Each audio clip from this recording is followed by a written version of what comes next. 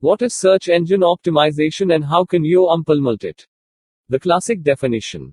Search engine optimization, known with the acronym SEO, is the process of improving traffic and exposure to a website via search engines to get the website ranked highly in the resulting search results pages. It helps to build an online presence that is bigger and better than just slapping a static website up on the internet and hoping that some people drop by the site.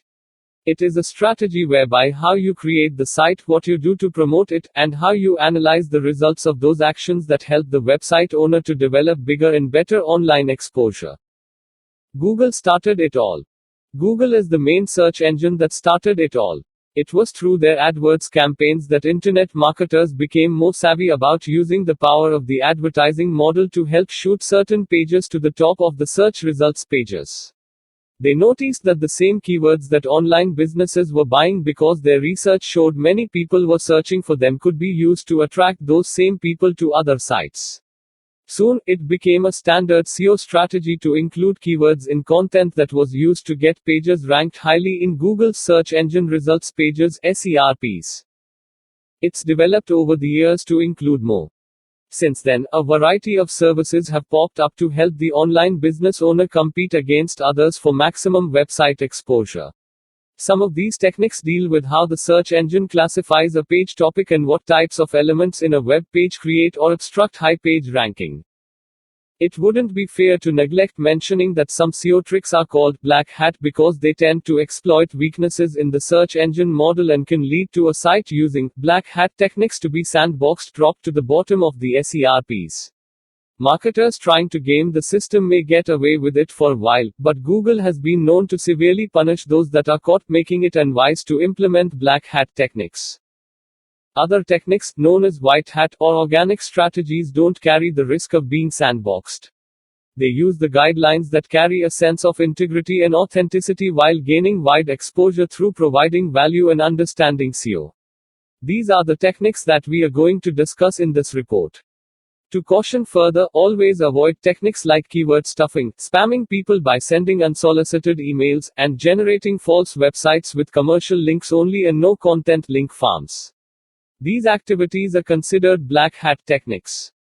How keyword usage has changed. In the past, keywords were used in meta description tags to give a search engine the hint about what the page talked about.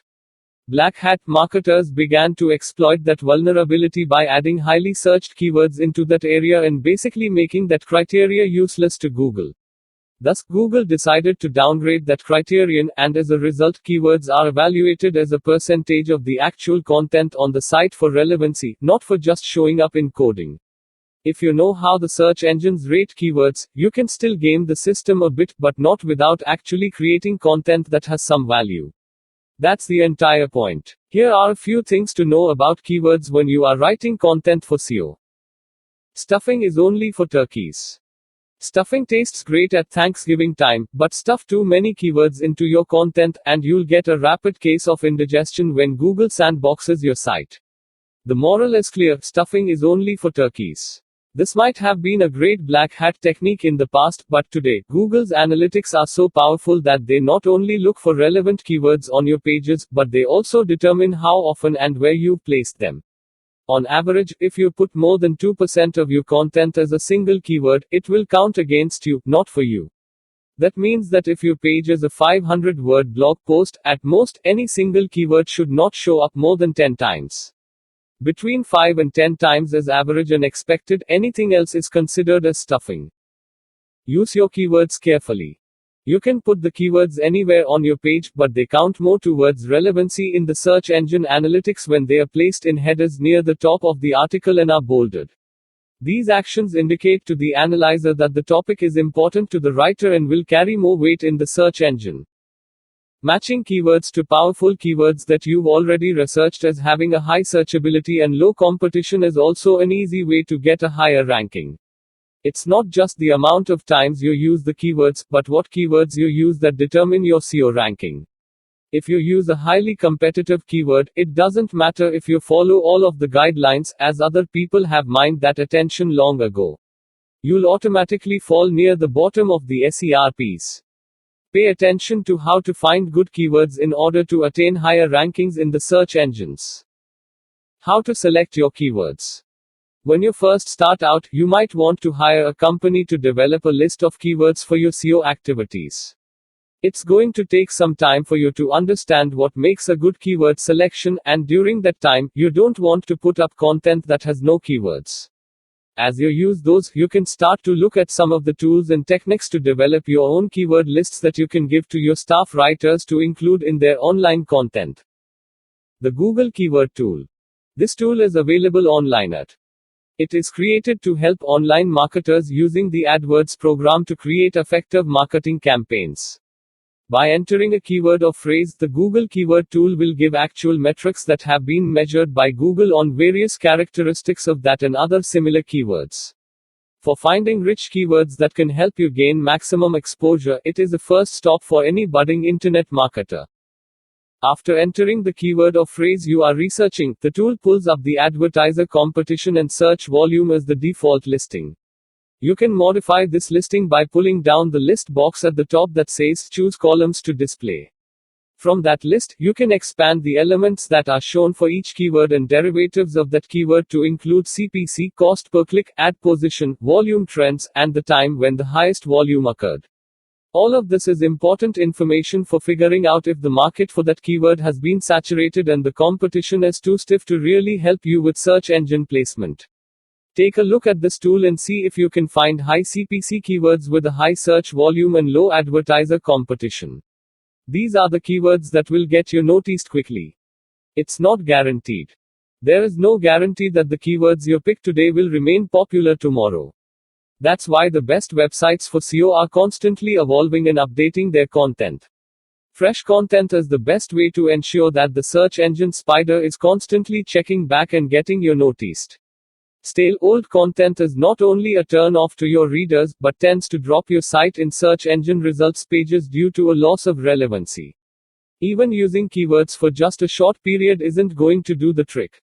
You have to be consistent and build upon the strength of your website's SEO over time to be truly successful in implementing these techniques. Get the SEO scoop from your competitors. You may be new to this whole SEO thing, but your competitors are probably not. At any rate, you should always do a little market research on what your competitors are doing to stay ahead of the game. This comes to keyword research and SEO strategies too. You may find that you are selling the exact same products and services, but they're able to generate massive internet exposure and sales while you're lagging behind. That's probably because they know something that you don't: how to optimize their pages to get attention. Why not check out what your competitors are doing and copy the strategies that are working for them? It can only make you more competitive too. The neat spy kit. Ever watch those spy movies where the secret agent gets a neat spy kit that is complete with a steel-cutting laser pen and exploding cufflinks? Well, you can get your own kit too to spy on your competitors online. It just takes some understanding of what services are out there that can make spying on others online a snap. Webkeo.com offers a software product that not only helps you develop keyword lists, but also shows you how the competition stacks up against your choices. You can get valuable information on how to develop a good SEO strategy using this program, even if it comes with a small cost upfront. It is an investment that will pay back dividends. If you really don't want to spend money, you can also get onto Google Alerts and set up alerts when your online competitors update their sites or send out press releases. You can use online keyword density analyzers that are free to see what they're doing and how they're targeting their demographics. It may be a bit of a hack, but it's still doable without spending money on extra programs.